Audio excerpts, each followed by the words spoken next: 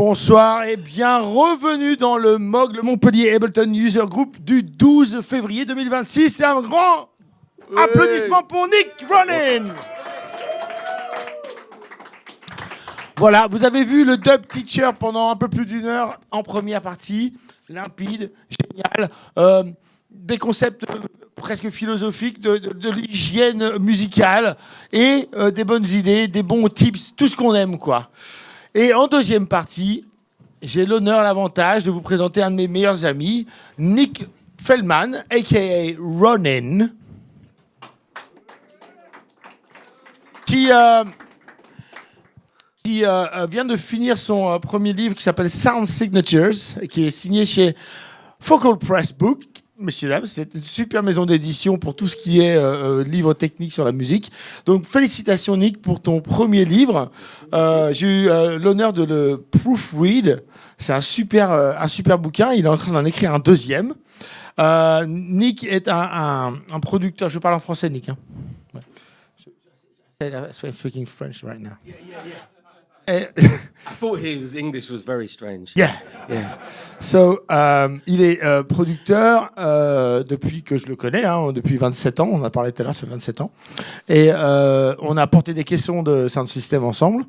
Nick était un fer de lance de toute la scène underground londonienne avec un fanzine. What was the name of the fanzine? Was it? Rupture, le fanzine de tous les squatteurs, ravers, Rupture, ouais, en français, c'est beau. Ouais. Rupture, c'est pas aussi sexy, je sais. Rupture, le fanzine de tous les squatteurs, ravers de Londres. Et Nick était un vrai fer de lance et un vrai moteur derrière des énormes événements qu'on a fait pendant des années. Au-delà de ça, Nick est un producteur hors pair qui se produit absolument partout dans le monde avec une musique absolument détonnante. Je vous conseille d'aller écouter ce que fait Ronin. Il y a beaucoup de Ronin. Bon, c'est le Ronin. Ronins. Yeah. It's not very original. Non, c'est pas très original, c'est vrai. Mais c'est une musique détonnante qui vous fait vraiment bouger le corps et qui retourne les dance floors. Nick est aussi un formateur, pédagogue. On a travaillé ensemble pendant quelques années. Et where do you teach now, Nick? ICMP. l'ICMP. Yeah, BIMM. BIMM. Guildhall. The Guildhall, la College Guildhall of London. Yeah, and yeah. Et il a été. I write books. And you write books, and you've been a teacher at Point Blank for like maybe fucking what? It was 9 years. Yeah. 9 years. And it's all his fault that I do any of this. Oui, c'est moi qui l'ai forcé à devenir. Not the music, but the teaching is all his fault. C'est moi qui l'ai poussé à devenir prof. Et maintenant, c'est ça, c'est son boulot.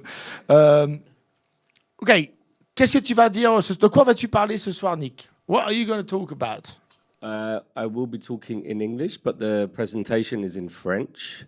And I'm going to be talking about audiovisual performance using Ableton Live, either on its own or also Ableton Live with another program. I'm going to look at a Resolume arena, or you work with another VJ who might take care of the video and you need to communicate with them. Cool. I didn't know you were going to do that. Okay, great. Yeah, so I'm going to do a bit of that, and then I will start by talking a bit about my evolution. Okay, I'll translate that. So, il va parler de l'audiovisuel, des live sets audiovisuels, soit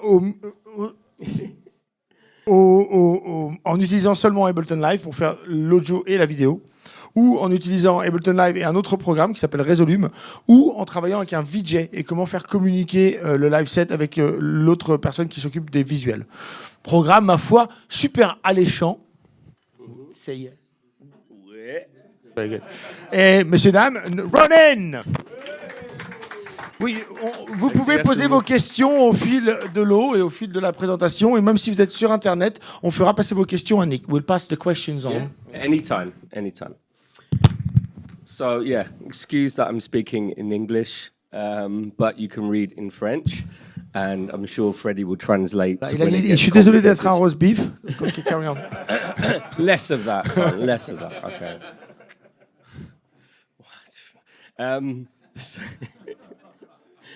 So, yeah, I'm going to start just to talk a little bit about myself and my evolution.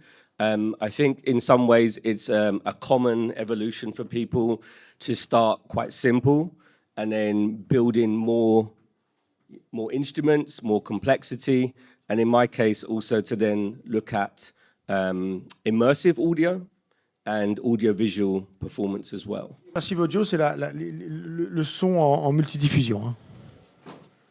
Ouais. So for me, I've been performing electronic music for the same time that I've been producing it.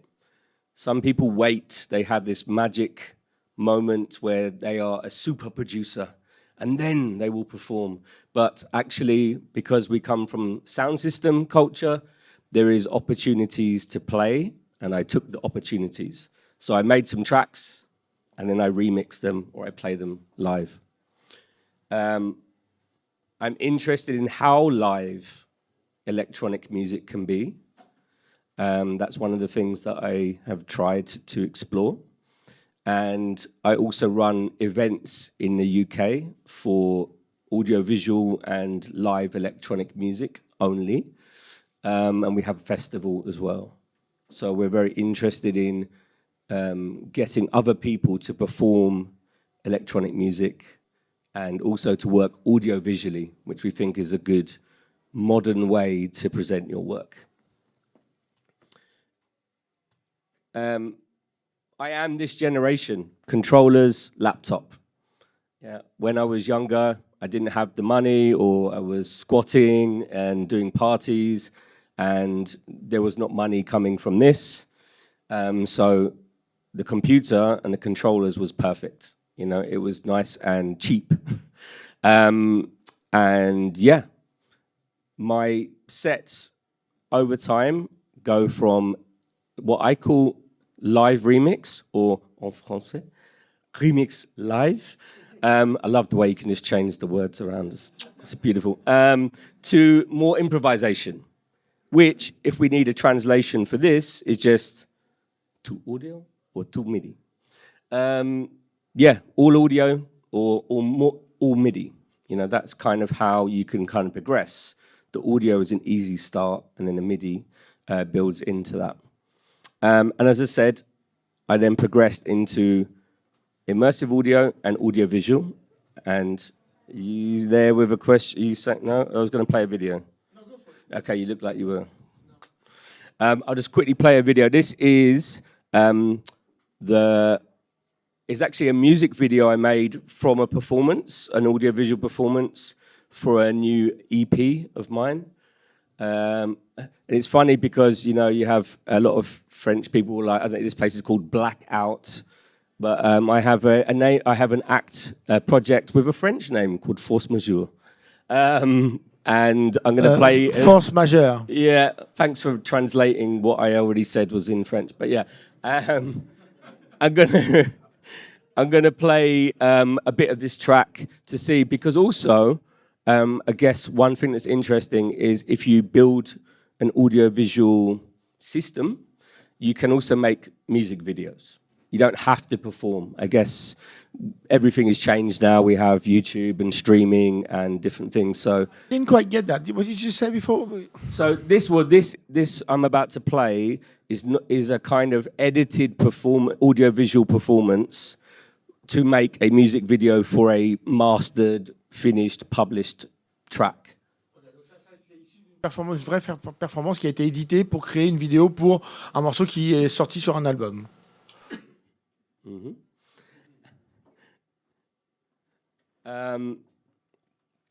You'll probably see a little bit as well, but this is like my new style. By the way, it doesn't really work. I have some technical problems with a projector, which can't do some of the stroboscopic images. But as you will see, everything in this video has been just recorded with my phone. So I record nature and details and landscapes and industrial stuff as well, and then I process the fuck out of it. Toutes les images ont été enregistrées avec son téléphone, de nature, de landscape, de paysage, et tout a été défoncé en live. Mais il a un problème avec les projecteurs. Les projecteurs ne reproduisent pas certains effets vidéo qu'il a mis dans sa vidéo. Donc on va perdre un petit peu de la de l'intention musicale et visuelle. Let's see. Cool. Oh. That jumped ahead, so let me jump to the right bit. That's not where it was supposed to be. Here.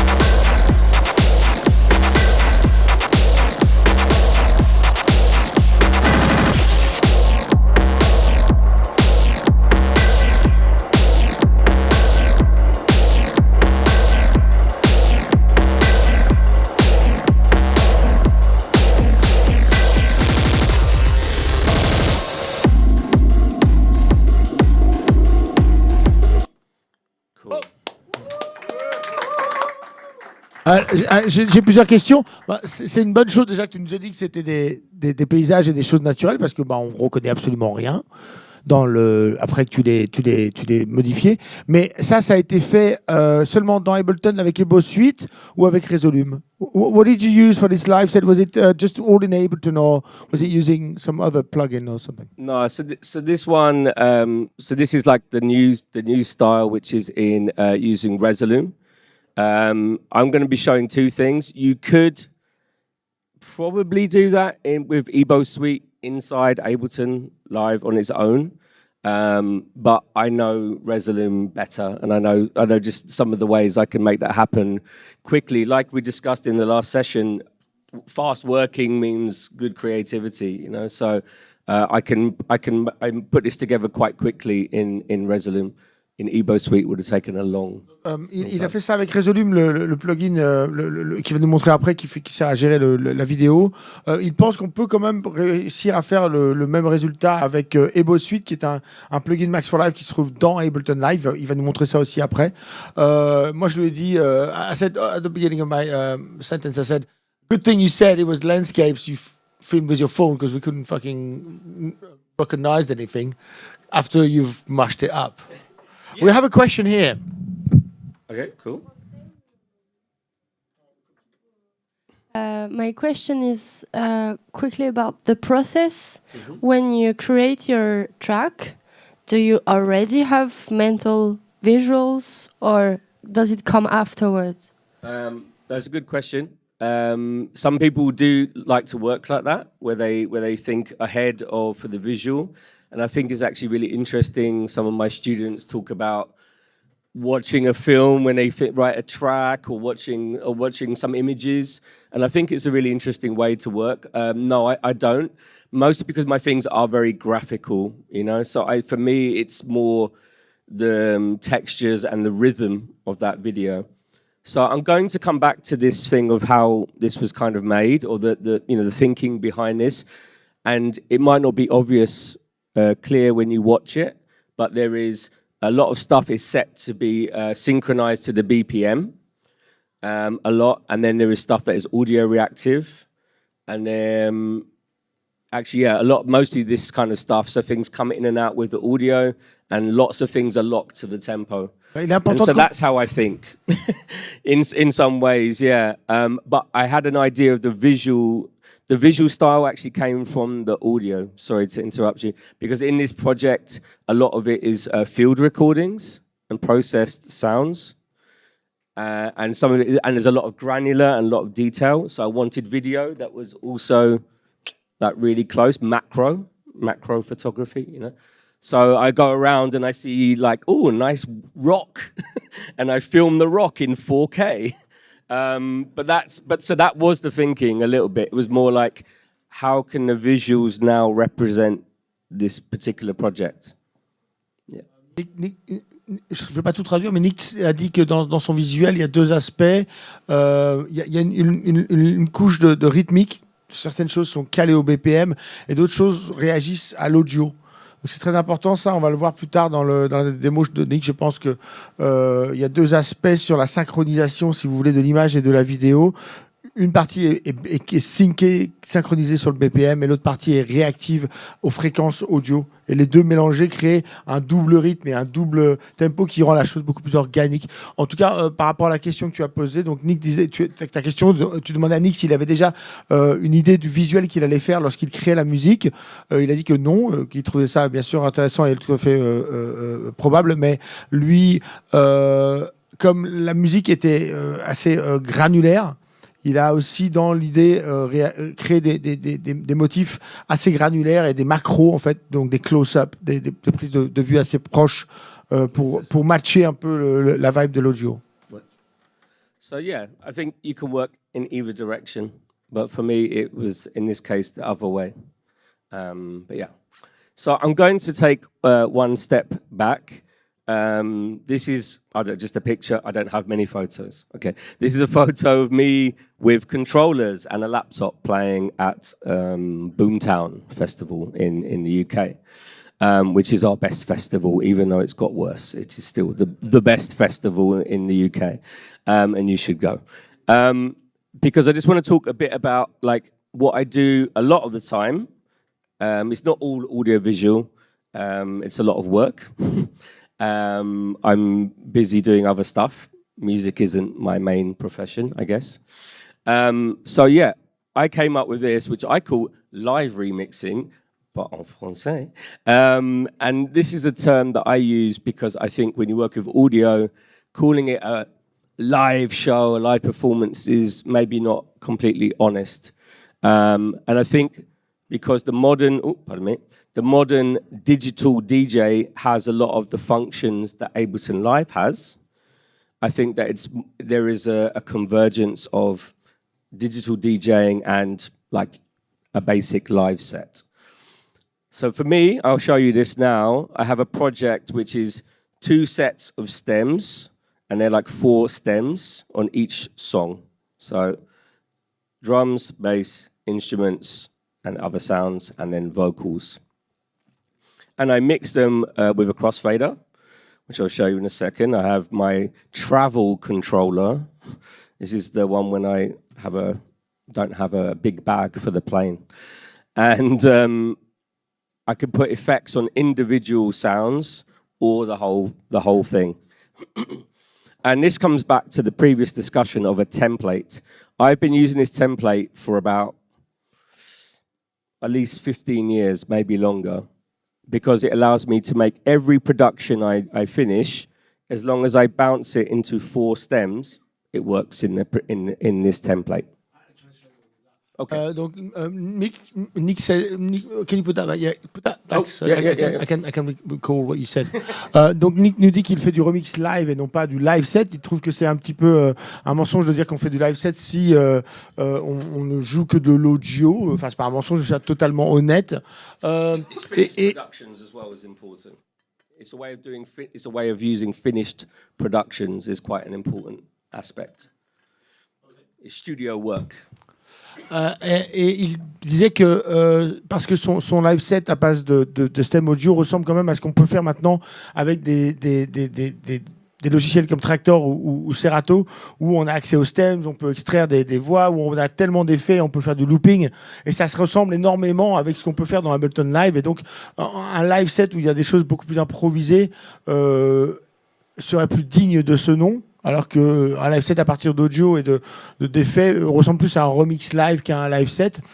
Pour finir, Nick travaille avec deux morceaux, deux songs, qui sont elles-mêmes découpés en 4 stems, en 4 fichiers audio.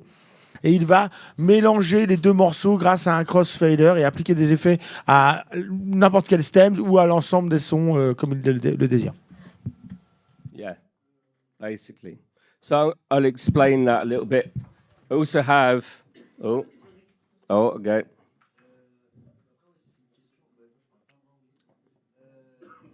Ouais. Du coup, Make use of my translator. Savoir pourquoi, pourquoi passer par Ableton.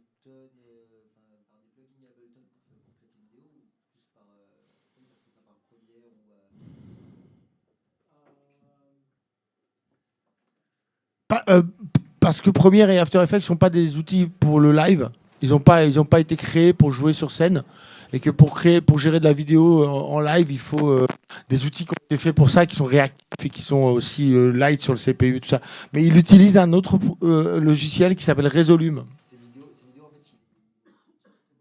Oui. Yeah. Are your video modified directly in live, in real time? Nothing is pre-programmed. It's all reactive, isn't it? It depends. So I'm coming back to the audiovisual as well, by the way. But to answer the question a little bit, because I work with video, but I'm actually mostly an electronic musician, I want the performance, or in this case, the music video, which was a performance that was recorded, I want it to happen automatically. So I do the programming so that when I play my music, everything is just happening behind me on the screen and it's all good. Il est musicien avant d'être vidéaste et donc il joue sa musique sur scène et il s'arrange pour que chaque changement qu'il fait sur la musique influence en temps réel la vidéo. Mais il y a une grosse pré-programmation bien sûr derrière. On va pas dire qu'il génère la vidéo en temps réel, il y a une grosse préparation bien sûr derrière.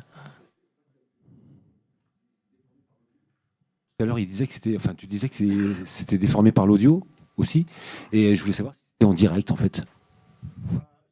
One of the layers of your work on the visuals is rhythm. The other one is sound, audio. Yeah, and so he wants to know if that's in real time. Is that what you're saying? It's all. L'audio, c'est ce que c'est en temps réel que c'est fait. Yeah. C'est en temps réel. That is all real time. Yeah.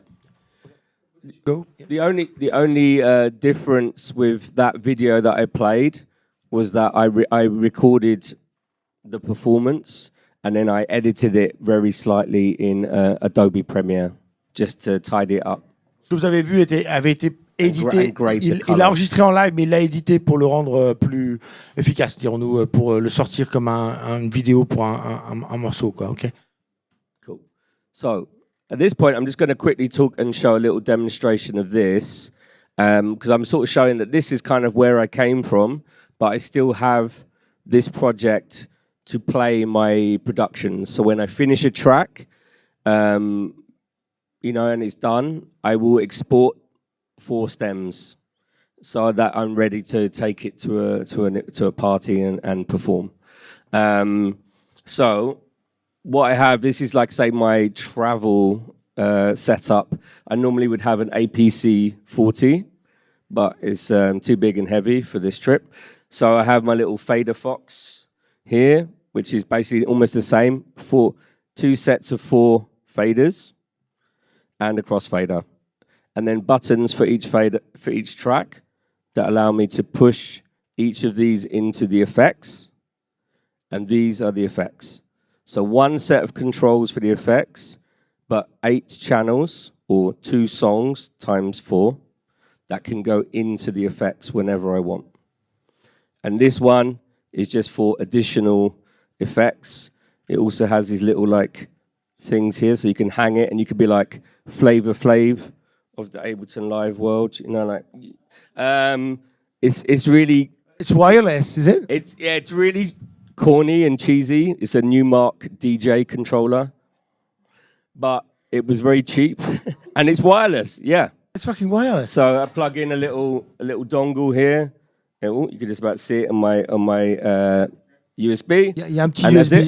il y a un petit récepteur Bluetooth pour recevoir le sans fil là et bam. Yeah. So between these two, and then I can stand and do this and play the stuff. And this one is for the mix. But as I said, these faders are, even with my small hands, these are very small. But yeah, I don't know if you want to explain that at all. But like, He's got the effects small. is at the top. He just said he's got small hands. Yeah. Big brain, small hands. That's how it works. So I'll do a quick example. Maybe I'll turn it down a little bit. What's the deep motion for? That's coming. That's a separate thing. Il y a un autre truc, mais il veut pas nous dire ce que c'est. Yeah, that's going to be plugged in afterwards because I don't have enough C'est USB. pour plus tard, ok. Yeah. It's just a quick explanation of something after this. So yeah, I'll just do a quick demonstration. It'll be really shit, to be honest, because I'm going to do it too quickly and I'm not in the mindset. But let's, so we can play a track. Let's just play a track and then, so we start to bring in different elements on the faders.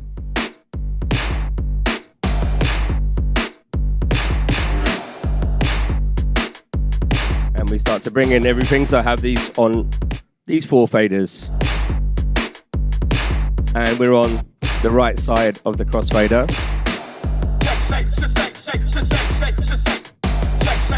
Put some effects on that. Oh, this is something that happens every time that I have to quickly fix, sorry.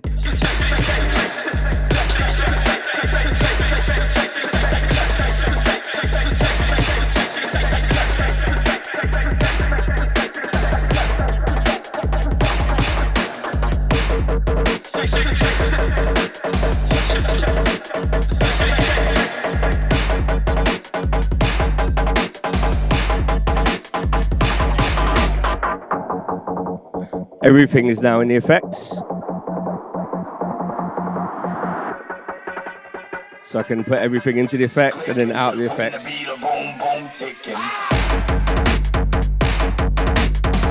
And then we go to, let's just play another track so I make this a bit faster.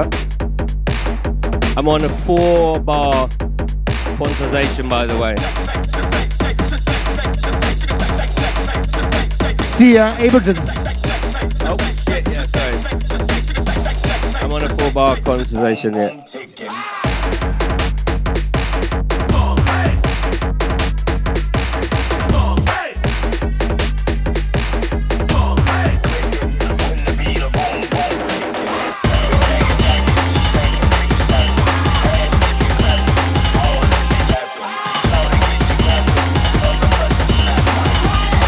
More effects.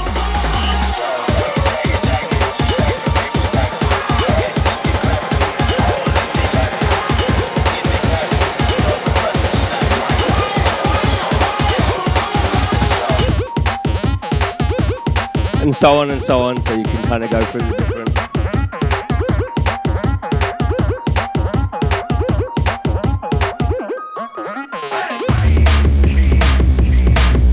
Anyway, blah, blah, blah, blah, blah. Oh, yeah, shit, yeah, I forgot about this. Okay, so I'll take the last track out of the effects, and let's just put like all of this track into the effects.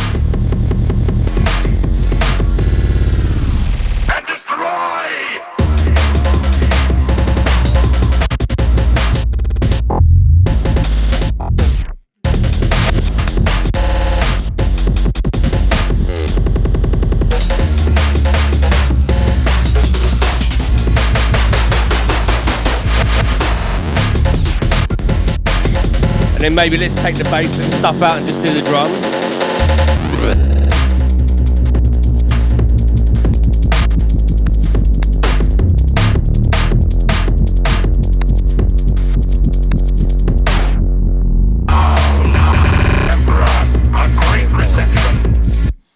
So.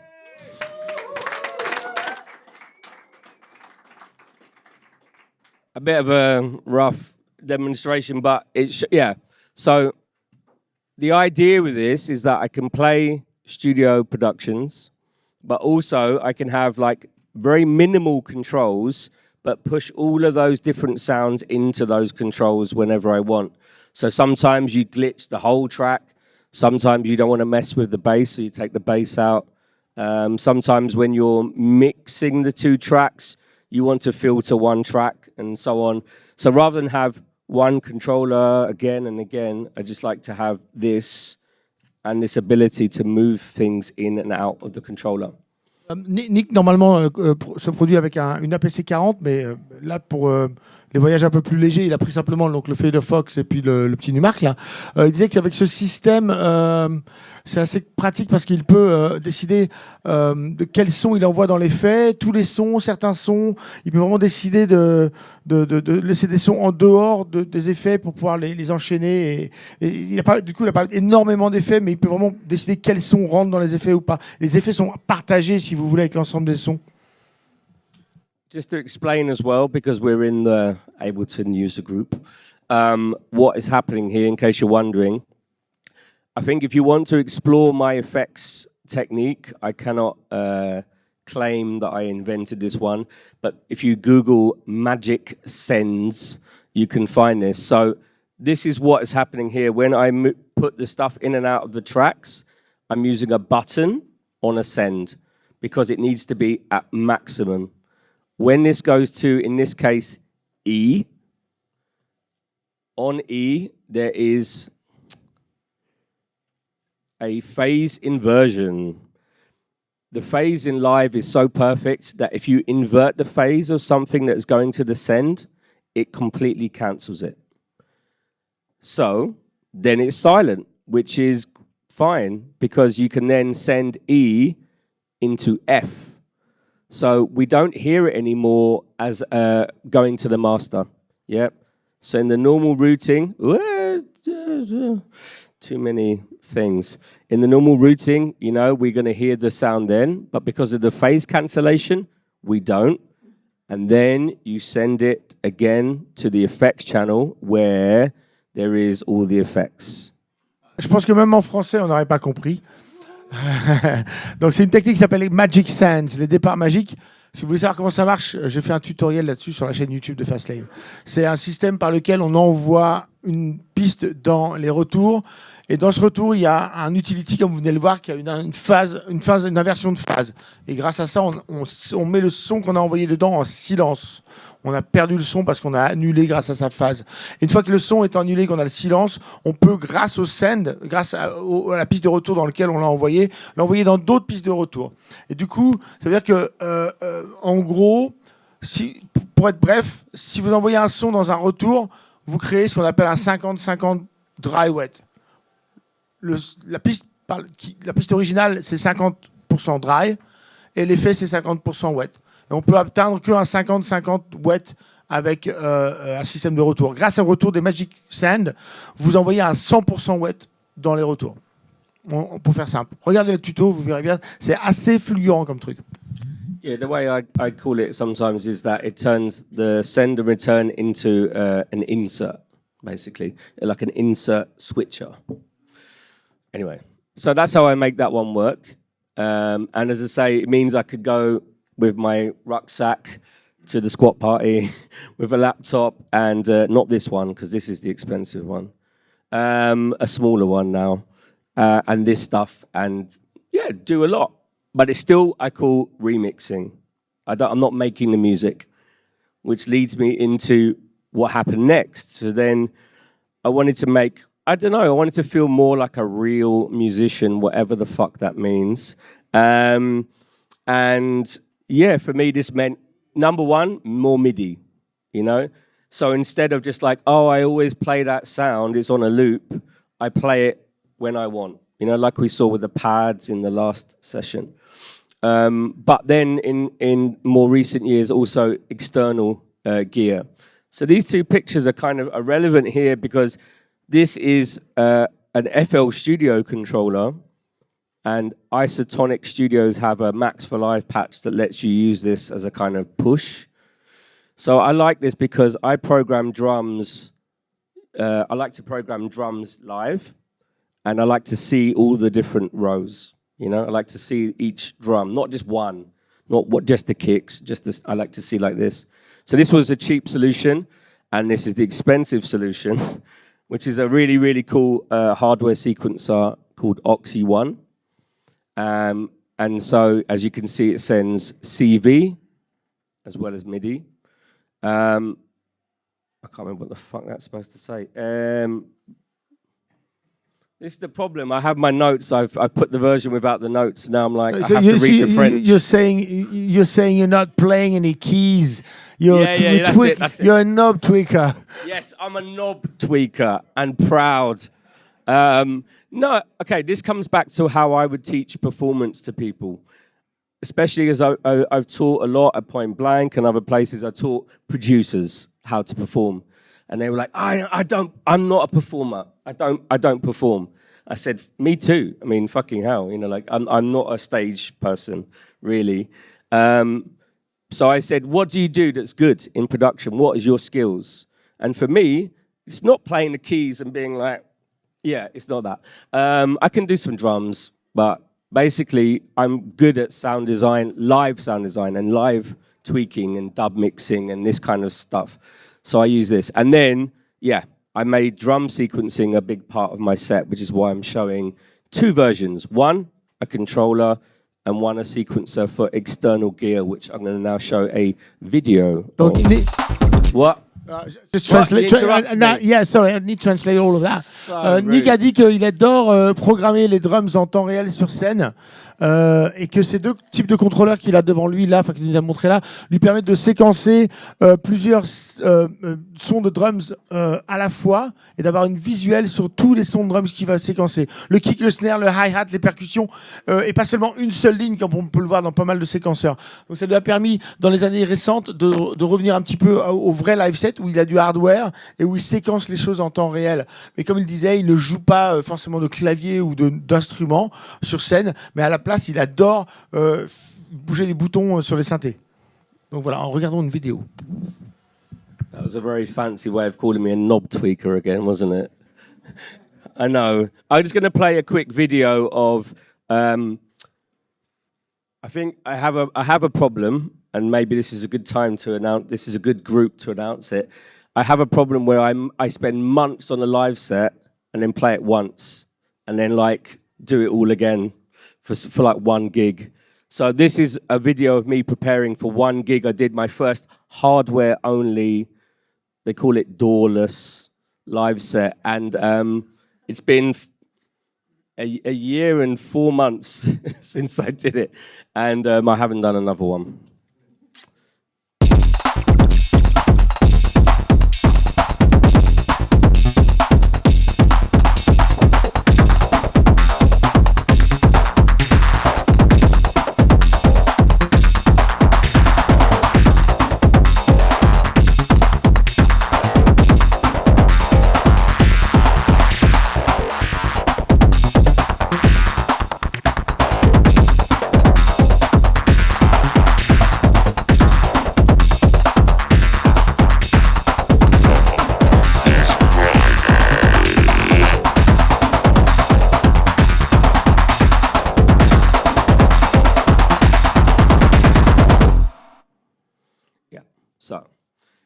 So that's kind of like where that went to, but that started as just within Ableton Live. This was a very new thing to be like, oh shit, I've bought all this gear. Maybe I can do something without the laptop for once. And actually, me and Freddie, for me, the start of the main improvisation thing was we used to have a duo act, which has two names. The first name was a bit rude. Yeah, Constable. Constable, yeah, Constable. that's it, yeah. On avait un duo ensemble et c'est vrai que c'est un peu le départ du live set d'improvisation de Nick quand on a commencé à travailler ensemble. Et voilà. Yeah, well, that was all improvised, really, wasn't it? Yeah, it was great. That was improvised, and but then I left for France. Yeah, then he moved to France, and that project went. But no, improvising is for certain styles because that was quite up tempo, like rave music. it's very hard to improvise that on your own, actually, because there's a lot going on. So with two people, it became more manageable.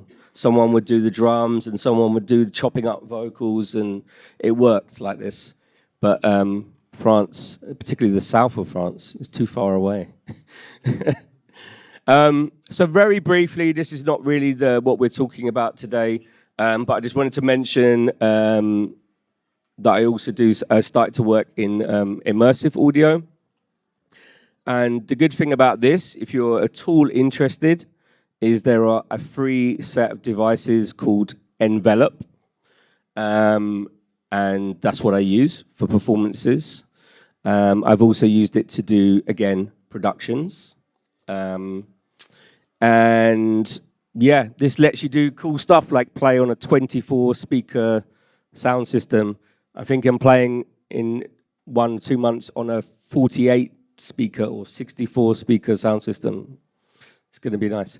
Yeah, so that's... Donc oui, Nick fait de la multidiffusion, on dit en français, donc immersif audio en anglais, grâce à un set de plugins Max for Live qui s'appelle Envelope, qui est gratuit, qui permet aussi non seulement de jouer, de programmer et de jouer en live avec des systèmes de 24, 48, 64 speakers, mais qui permet aussi, ça il ne l'a pas dit, je le rajoute, que vous pouvez exporter en...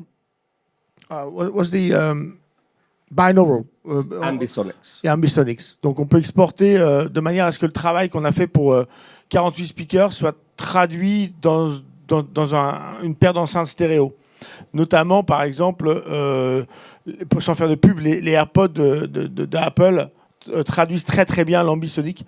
Donc vous pouvez vraiment écouter un son immersif qui a été créé pour une performance en 64 enceintes dans vos casques audio, quoi. I think it's important because the thing I've forgotten again, because I don't read French very well. At the bottom, I'm talking about if you want to try it as well, binaural sound works with just headphones.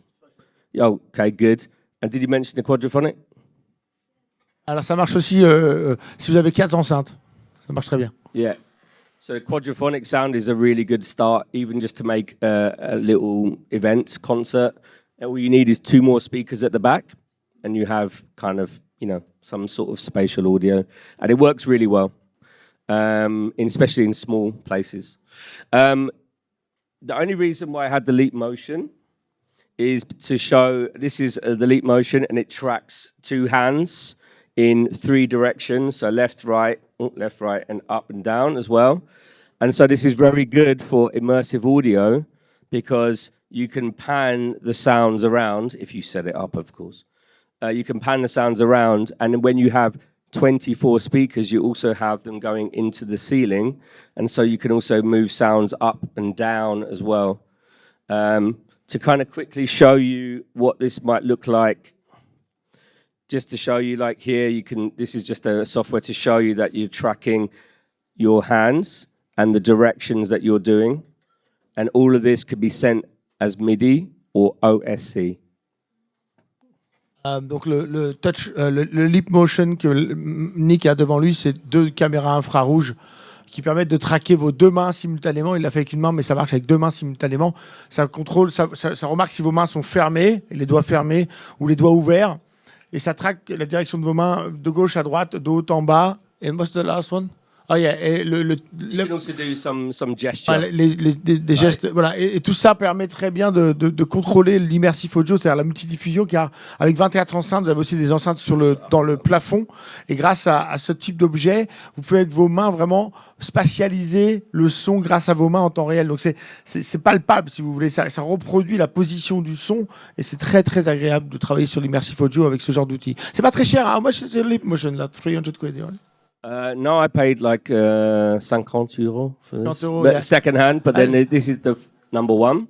Yeah. Then there's number 2. Yeah. And I think the company has now been yeah. bought. But yeah, so this one is very cheap and works. And there's another one that is like 200 euros. But I got given one. Oh, yeah. If you don't use it, you know where to send it. Voilà, lui, il a payé 50 balles, le mien, on me l'a donné. Donc, voilà, les gens ne comprennent pas la puissance du leap motion. Après, la compagnie, elle est un peu morte, là. Les mecs qui font ça, c'est un peu fini. I like Leap because, and I use it sometimes in my, remix sets just for effects, because Kinect or something like this is your whole body, and then you have to stand there being like modern dance, and this you could just be like, woo, whip. Yeah, cool. Yeah, it's done.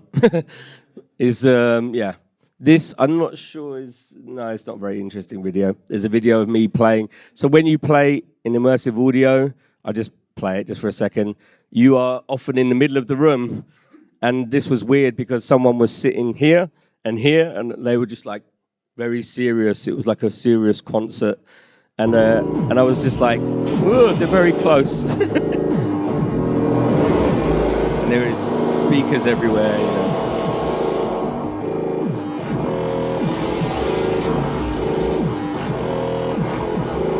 You can't really get the sense of it being immersive. It's chin stroking, isn't it? All right, yeah. This is the photo of the table from this performance. So you can see the leap motion.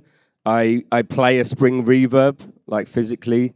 I have my little fader fox, and then I have 3 external synthesizers, which like get used for each one track, and then I concentrate on one synthesizer, and then I have a granular app on the iPad, which you can move sound around and stuff. So it's quite physical. I like to have this physical element where you play things like an instrument, even though it's very electronic. Of that granular app already. I had it. This one here is Borderlands. Borderlands, yeah. You advised it to me. It's amazing. Yeah. A new one that I'm really into is Identity, which is fucking sick. I think Simon here would love that. He loves granular, doesn't he? Borderlands, granular, amazing. and Identity are just very good because they make it very physical. And you can record sound live. So you can, the other week I was recording people in a jam session and then playing them back with granular like instantly, which is nice. Sur son iPad, il a une application de synthèse granulaire qui s'appelle Identity, mais il en avait une autre qui s'appelait Borderland. Et ce sont des applications vraiment géniales qui ont le son du granulaire, vous savez, qui est très moderne. Okay. So let's come back to the thing of audiovisual. So this is kind of how my progression worked a little bit. But video came through doing VJing, through doing visuals about 20 years ago. And then I thought, well, hang on, if I can do video and I can do performance, maybe I can put the two together. And so 1 or 2 years after this, I made probably my first audiovisual performance. But yeah, so what is an audiovisual performance? I think it's important to think of this more like, well, as it says there in spectacle, is a show. You know, it turns what was a concert into a show. And obviously you have video that's going to get people's attention, and then lighting, programmed lighting. Then we want the synchronicity between the audio and the visual. It's very important, which I did by tempo, audio analysis, obviously style as well comes into it. And if you have the budget, you build a nice stage. I don't have that budget. That's not for me. So I focus mostly on the video and the synchronicity because everyone can do that. It's really cheap. And the lighting, I do a bit, but often, again, I don't have this big show. I'm sorry, I'm just going to switch to presenter mode so I can actually read this in English. A good thing and reason why I encourage you to try audiovisual stuff is because simple designs actually work the best. Yeah.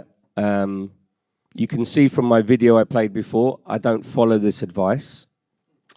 But I'm not the cleverest person sometimes. The other important thing is if you have an audiovisual show that works like here in Blackout, it will work anywhere. It's really scalable. Yep, so you can do it for like zero money, pretty much, and then you can then go and play in an arena and program all of their lights or bring your own show, your own tour. The video and the lighting, as we said before with the question, it can all be automatic. You don't have to program it. You don't need a lighting person that's going to perform on the lighting desk. You can have it modulated with stuff in your live performance already. And you can also make audio-visual effects by just mapping one control to Ableton to the audio, and then one to a video effect. And I'll show some examples of this in a moment. Do you want to translate a bit? C'est assez clair par rapport à la présentation. Il a suivi ça. On voit tout ce qu'il veut dire. No, I think it's quite clear that we have it in French over here. 11 o'clock.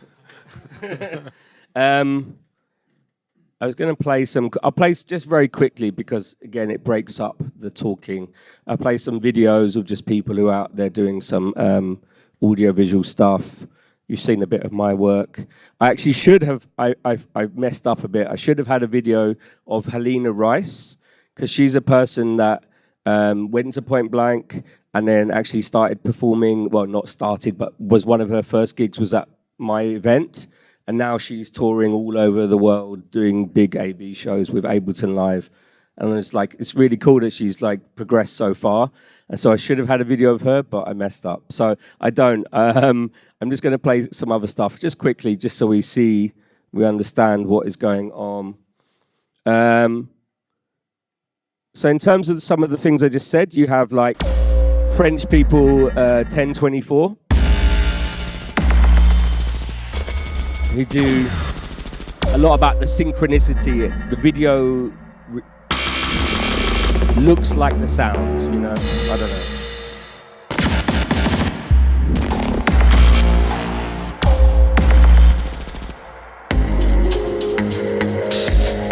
So even this kind of sound design has a visual partner. When I say gravity, I mean quantum gravity.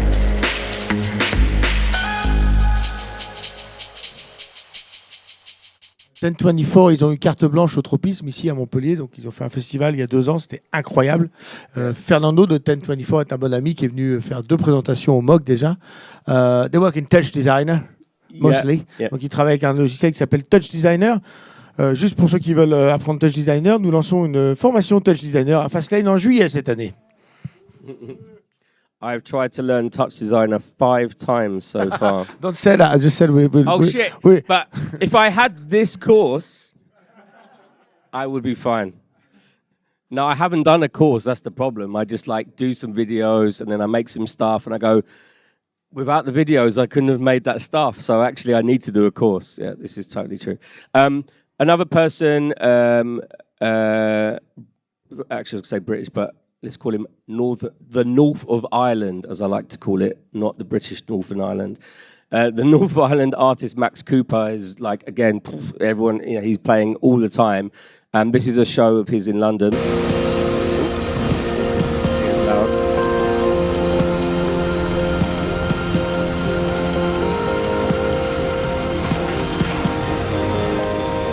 So he works often with projections in the front and in the back.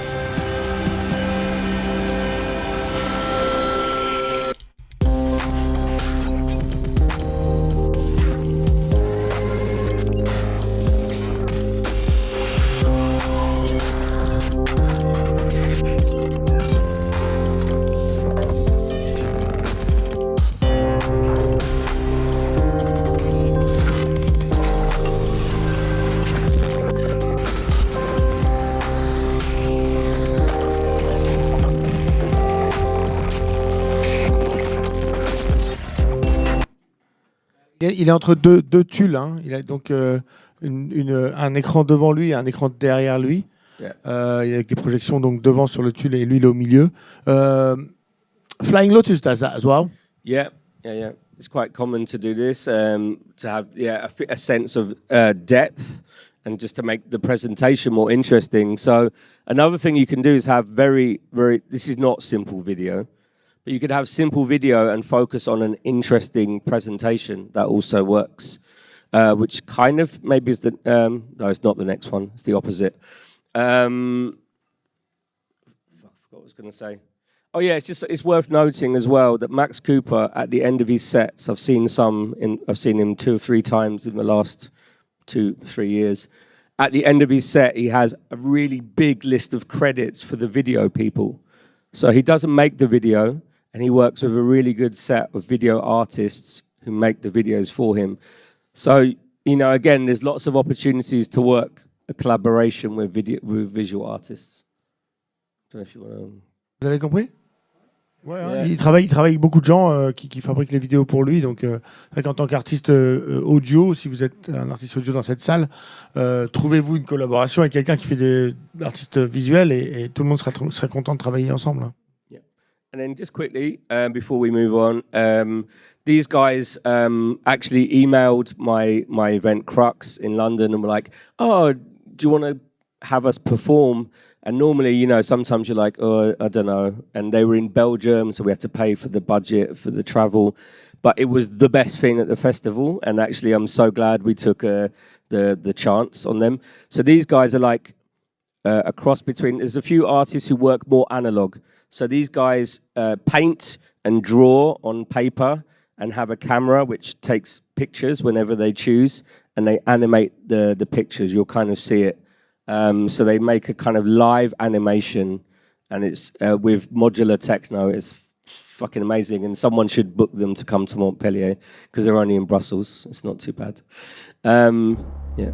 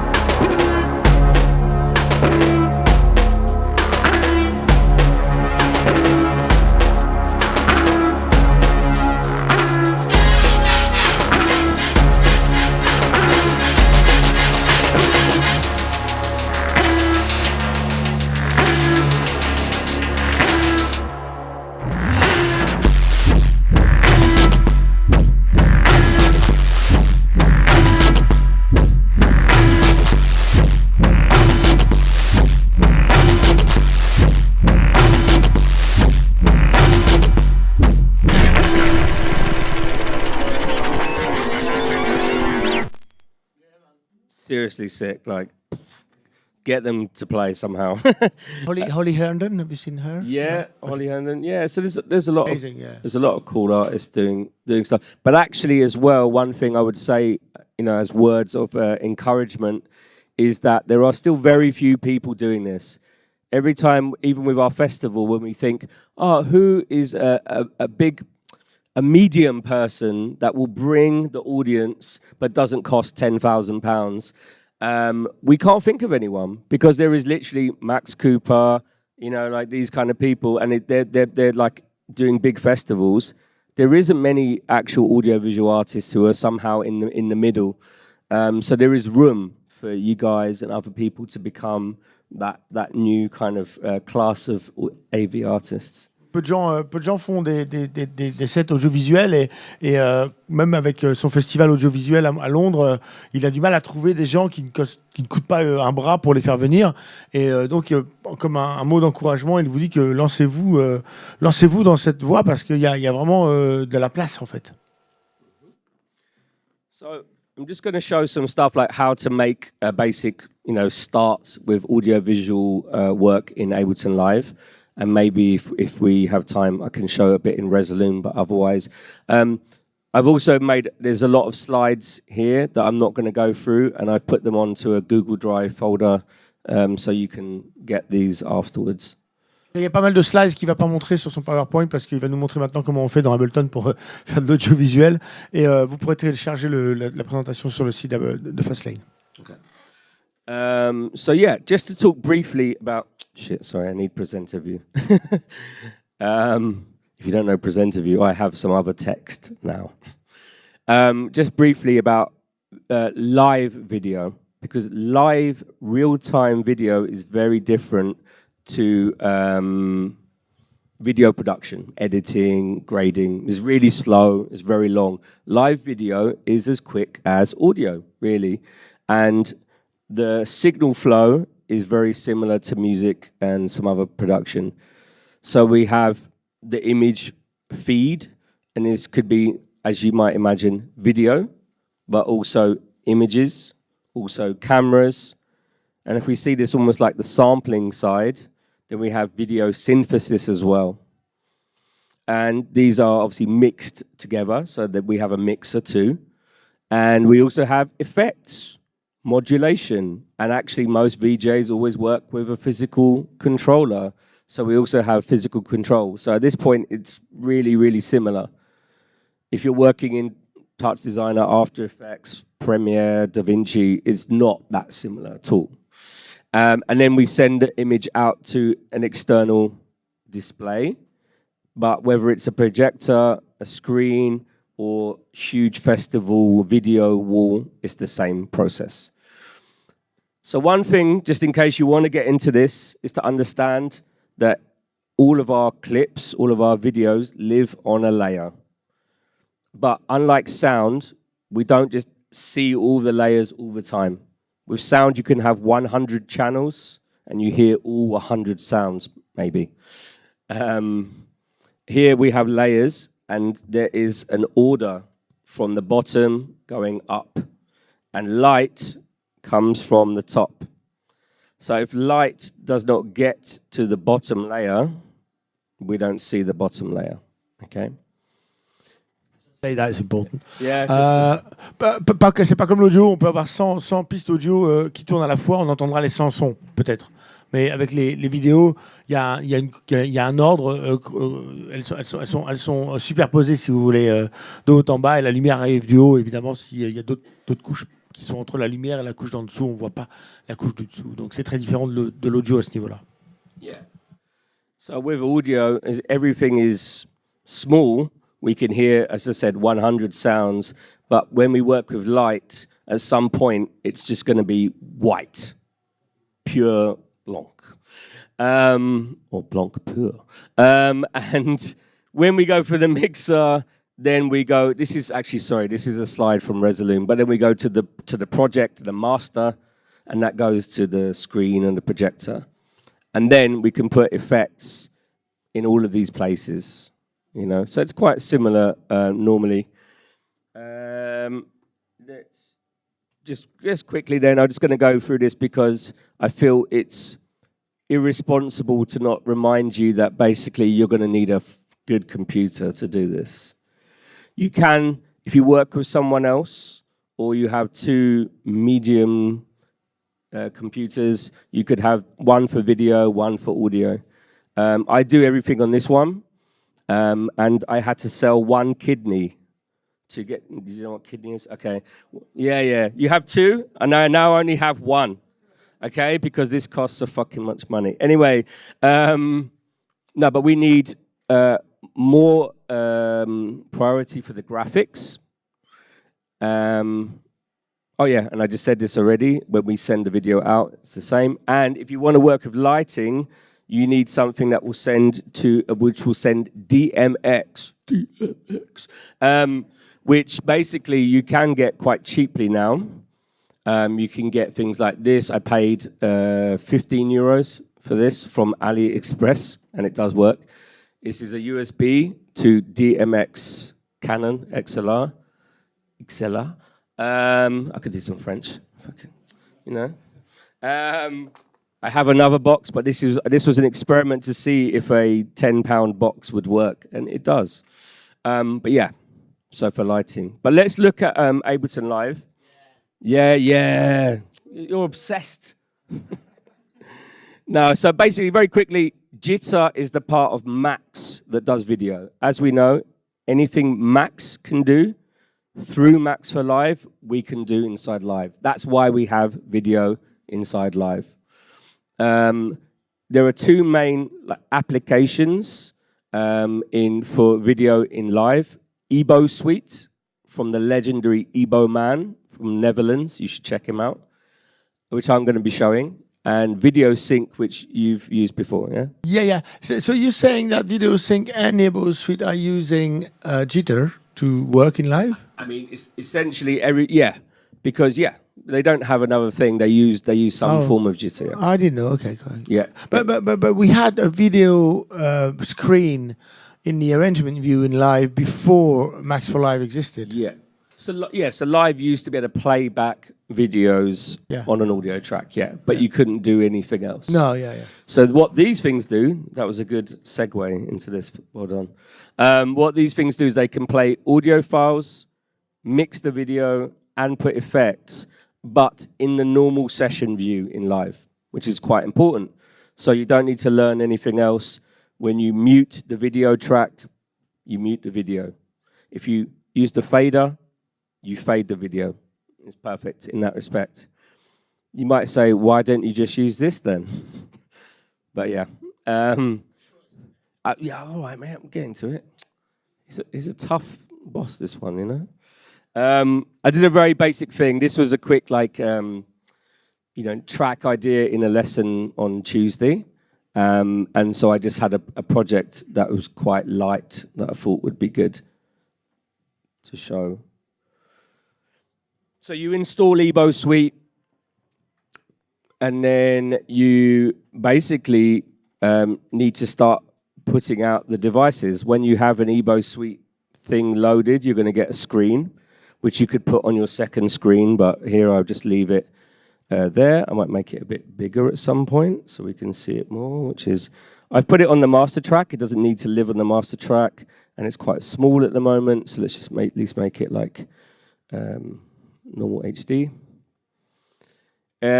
So basically, I haven't got anything on here at the moment that's running. And so this is a production, but just because I wanted to do a quick example earlier, but in your performance, again, this could be used for a music video, remember. In a performance, it's good to think, what have I got to communicate or modulate the video? And in here, I have like MIDI drums, lots of like MIDI instrument layers, and there's a little bit of audio, a drums bus, so there's obvious things, drums, bass, some sounds that are really important in the song. And I'll just show just some examples then. The first one is this one, where basically using the EboSuite, you can put E-simplers, which are video simpler devices, into a drum rack. And then if I route the MIDI from my drums, which could be live MIDI, it could be from a controller. You could be playing this on your controller in your performance, and then the videos will play when you hit different drums or different sound effects. So I'm just monitoring the video from there, and I have put some video playback here. And you're monitoring the drums from there, and you're triggering the videos, yeah. Yeah. The way around. What? You said I'm monitoring the video. You meant to say I'm monitoring the MIDI. drums. I'm monitoring the MIDI, The sorry. drums, yeah, the drums. Yeah. The MIDI that's already programming the drums. And I'm just using these little things that were meant to actually be AV clips, but I'm just using them because, I did this quickly earlier on. If anyone has any water, I've run out and my throat has gone completely dry. Basically now, if I play this, to activate this, I need to turn on the track. Because the good thing about these is it just works with the normal mixer. So when I turn this track on, we should see, these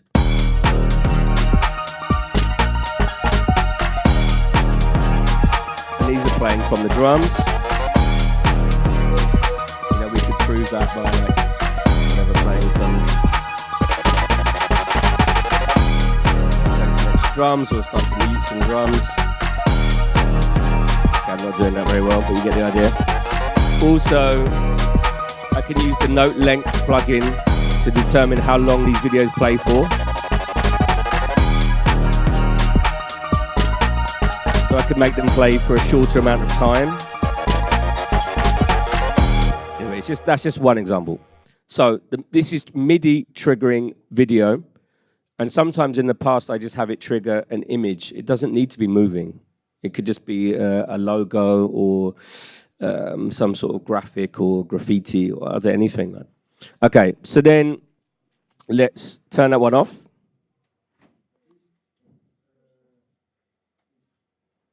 All right. I thought he got me a beer as well. I was like, I want to marry him.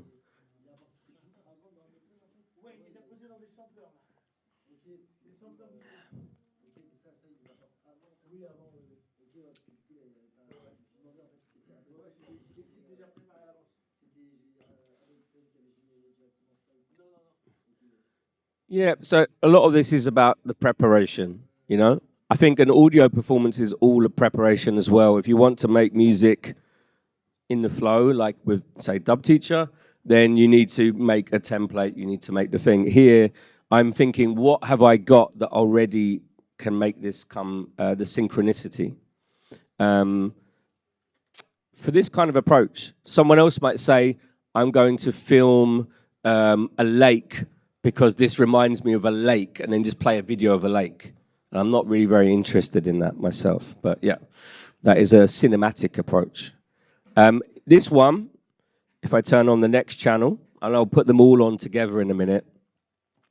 This one is creating a synthesizer, so it's geometry. I have an LFO there, and I'm following the audio level, I think, here. So it makes this. I knew this wouldn't work. Why does that not? Oh, yeah. It's because I have this for blending with the previous layer, but there is no layer because I have turned it off. So we have this, and this responds to the big bass hits. That's audio reacting, isn't it? It's actually responding. If I can find the thing. I'm using the MIDI envelope here to do that. So every time that bass comes in, boom, boom, boom. Yeah, it's triggering an ADSR, which makes this go boom, boom, boom. So it's different. It's not audio reactive. It's cleaner. Yeah. Audio reactivity, which I'm going to show next, is very jittery. I mean, it's kind of sketchy. But MIDI is actually really good, so you can use it to do an envelope and know that each time that bomb, bomb, bomb, you're not. If we look at the audio for that, if we look at the audio for this, for the bomb, bomb, bomb bit, as I call it, look, there's no definition for that bit. It's just like, but with MIDI, it's a clean signal. So that's another thing we can use. We can use MIDI to trigger an ADSR. This, as I say, looks better if we mix the two together. This is really random example, so aesthetically this is shit, but yeah. So now if I mix the two together, we can get...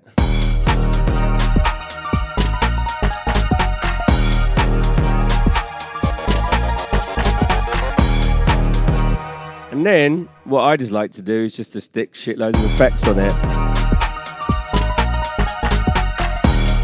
Suddenly the random Godzilla stuff looks kind of cool. Et where are the effects coming from? Good question. Ils viennent d'où ces effets que tu viens d'ajouter? Yeah, so basically what you do with this is each track is building its own element. Yeah, just like with audio. Like all of these things in the song are obviously new sounds that go to make this final climax to this song, you know? And the same here. So I'm building one video track that responds to the drums. I have another video track, which is making those 3D shapes. I have a third track here, which is basically, if we solo it, does that work? I don't think that works if you solo it, actually. But this one is following the level of the drums with an envelope follower. This one. Oh, actually, it's not. Oh no, it is. It's in the sidebar. So you know, in the new ones, you can do it to 8. So it's this one here. So this is playing just a video clip. This is a video clip of some people on a motorbike in Vietnam. So on this track, there is a scale, some modulation of this tiling effect. So the effects can go on each channel, like normal, but they are going to the main track, where we have the screen. This is the final video master. And so, Et les effets sont présents sur le master. Hein, les effets sont présents sur le master. Juste so you have a video master which is like going to the screen It's your main, instead of isn't your it? interface. And that's your main in live. Yeah. Yeah. You can, I think, put that anywhere, but I like to just put it on the main track. Makes sense. And so these ones are effects that are on everything because they are on the main track. Then also what you can make here is like an audio-visual effect. Again, I did this very quickly earlier, so it's not the best. But yeah, basically this one macro is going to do an audio effect on the master and also do a video effect on the master. Another alternative is just to map this twice. You know, you map to one video effect and one audio effect, and then you have an audio-visual effect. But yeah, so let's try that as well. And maybe I need to turn this other effect off. And then we don't have all our layers, so we just put the other layers on. So again, when you mute tracks, so if you were to mute, for instance, if I mute the drums, you could have it so that you also mute the video, this kind of thing. If I stop the drums, now, if I stop the drums, it goes dark. Yeah, not perfect maybe, but because I just did this in a hurry, but it's responding to me playing the audio. Bring that back in. Yeah, it's already very quickly, you understand it's doing the same thing. There's less MIDI in this clip, so it's not doing it. So let's switch to the full one. And now it's back to being more busy. Now let's do our audio-visual effect.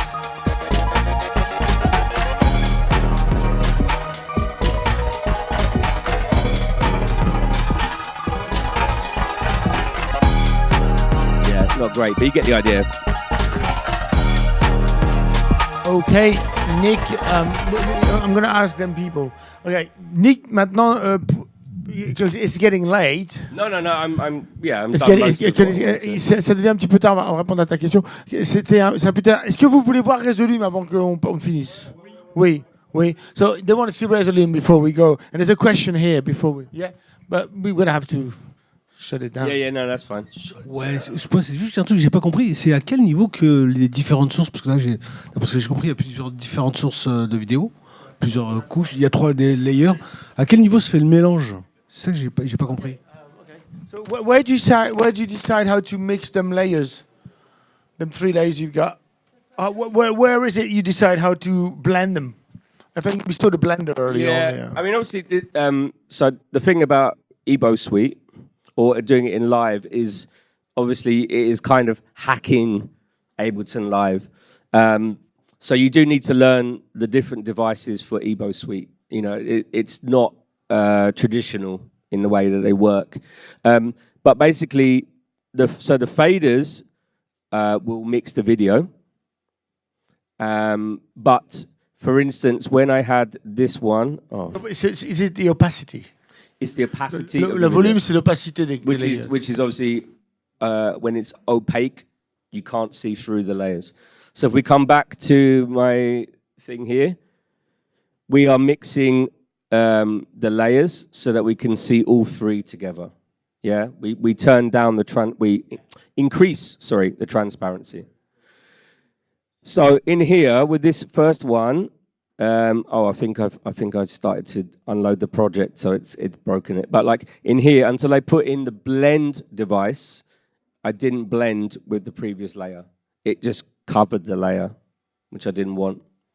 So yeah, you need to understand a bit about video and blend modes. For anyone that's used blend modes in like Photoshop, is basically the same. Additive, subtractive, multiply, blah, blah, blah. Okay, shall I quickly do a C'est Resolume? OK pour la réponse, t'as compris tout ce qu'il a dit, non?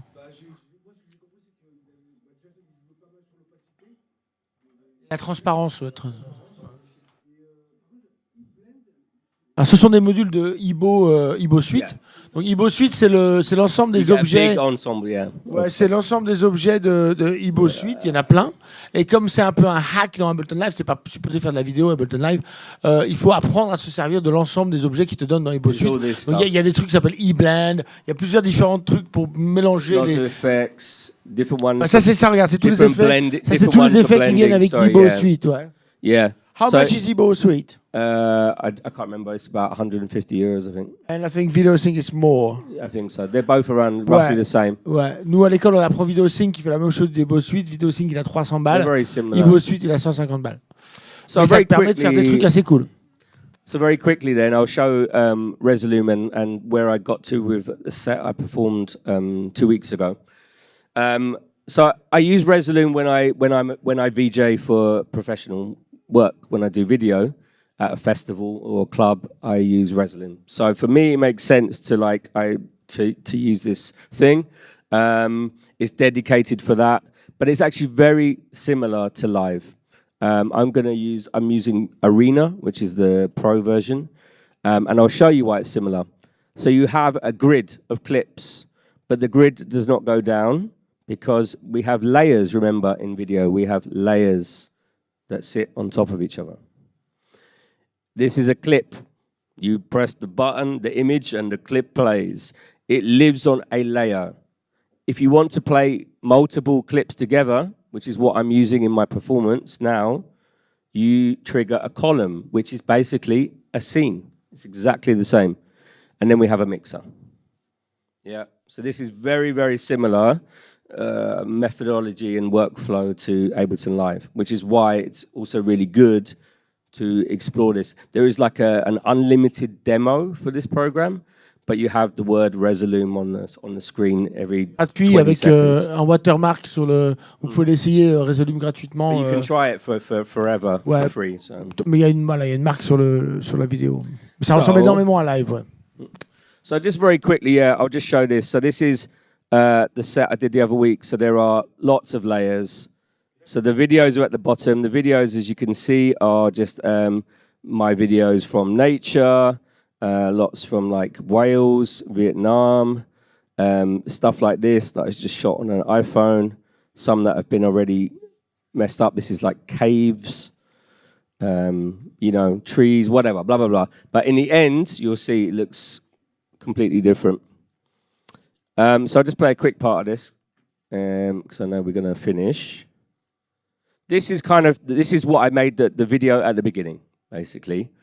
And when I did this performance, I have to admit it was the first time that actually I didn't do very much on the audio, and actually I spent more time working the video, which was a new way of working. In the future, I would like it to be a balance. So I played this song. I probably have to skip it forward. There's a really long intro. Oh yeah, I forgot for some reason there's some fucking effect on the thing. So yeah, over here, let's play an actual scene. I'm not looking at the actual output. Oh yeah, so this is currently syncing from Live's tempo using Link. C'est synchronisé au tempo de live avec la technologie Link. So the synchronization on the same computer is just turn on Link. It's easy. Il faut juste appuyer sur le bouton sur les deux applications et ça se synchronise automatiquement. I'm sending audio from Live using loopback, but you can use black hole as well. So it's getting the audio from Live and the tempo from Live. And then now we can switch to a new column. So I triggered a column, which triggers a new scene. So we have like different scenes.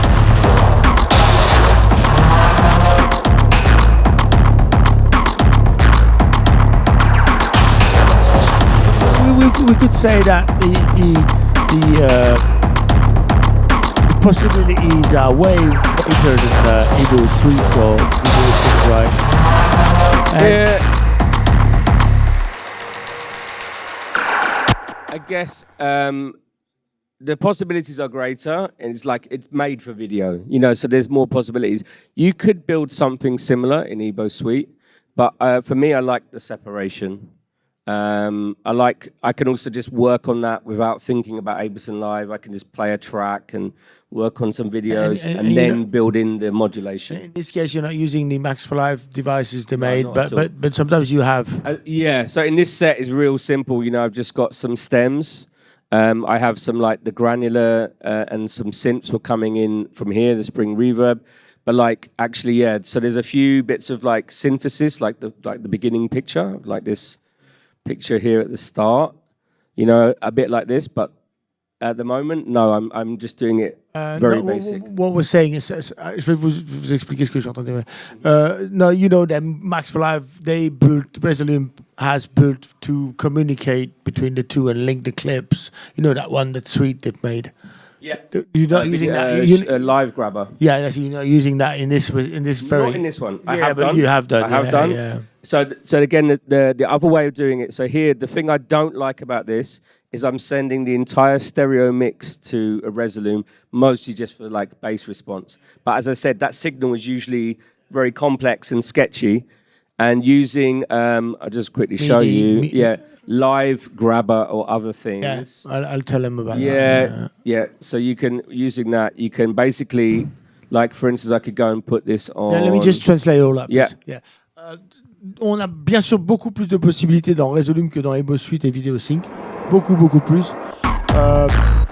Mais ce qu'il vous a pas montré, ce qu'il est en train de vous montrer maintenant, c'est qu'il y a une suite de plugins Max for Live qui a été fait pour Resolume dans Ableton Live qui permet de linker les clips audio avec les clips vidéo automatiquement. Donc quand tu lances les clips audio dans Live, ça te lance le clip vidéo que tu as choisi dans Resolume.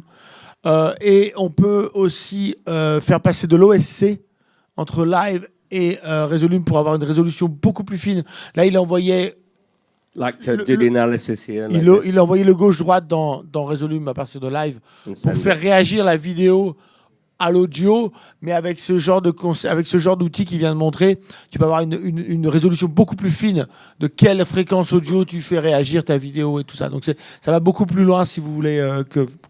There was a question on the internet. Why EboSuite and not VideoSync? Cheaper. Because I get given some of the isotonic stuff for free. Ok, donc parce qu'il l'a pas payé. And also, Iberman is a legend, and I want to support what he does. Il a dit ça, je l'ai pas bien traduit tout à l'heure. Il a dit que l'idée, effectivement, c'est de créer ce qu'il appelle un audiovisuel effect, en assignant un effet audio au même bouton sur ton contrôleur que ton effet vidéo. Et donc, quand tu joues ton live set audio, tu n'as pas à te préoccuper de ta vidéo. Tout ce que tu fais sur ton audio interagit directement avec ta vidéo.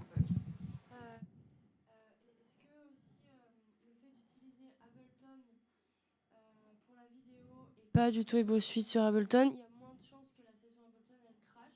Est-ce que ça divise un peu le CPU ou pas du tout? Yeah, I mean. Yeah, does it release your CPU? I understood the question. Again, I don't know if it's. I don't want to be that guy, but like if you have a good machine, like it's not going to crash. Like it's a really shitty thing to say, but like yeah, it will crash if your machine is not kept well, or it's struggling to do it. But yeah, when I started, I used one for video and one for audio, and it was fine. You can like network the two together and send everything that way, and it's fine. And actually, I think it makes more sense. You know, like yeah, it's less strain. This at the moment, you could cook an egg on here. It's really hot, like yeah. So it's really hot. So it's good not to do that. That's a lot of information, mate. I just was gonna quickly like recap, but only very briefly. Do it. Yeah. So I was just going to say, like, it's quite natural that things become more there's more improvisation. And obviously one way to do this is to integrate video and lighting, which I didn't really speak about. But the people who do video sync also do a program called Max for Live devices called Beam, B-E-A-M. And that is really good for doing lighting inside Ableton.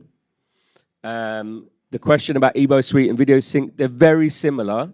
But EboSuite has been made by a very crazy Dutch guy who's very creative, and so the devices are more creative, I think. He also has a new one called Sensei, which lets you do Unreal Engine 3D graphics via Ableton Live as well. So yeah, I fully support this guy and what he's doing. Yeah, and then just really, yeah, as we just said, you can do it all in Ableton Live, but sometimes another app or another computer is good. And really the thing to try and aim for, unless you want to go cinematic, is synchronicity, reactivity, and yeah, just keep it simple. And you know, they are effective. And as I said, if you can make it work on your TV at home or in a small venue, you can make it work in a festival as well someday. But cool, thank you. Basically, this will be online, and there are some links in here and stuff. I also, this is, I don't know if you want to take this now, but this is the Google Drive folder where the slides are. If I think of some other little things to put on there, I will. But apart from that, that is me. Thank you for having me.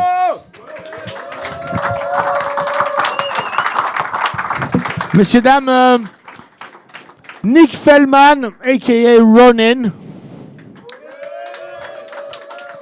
Very generous and a very Londoner accent.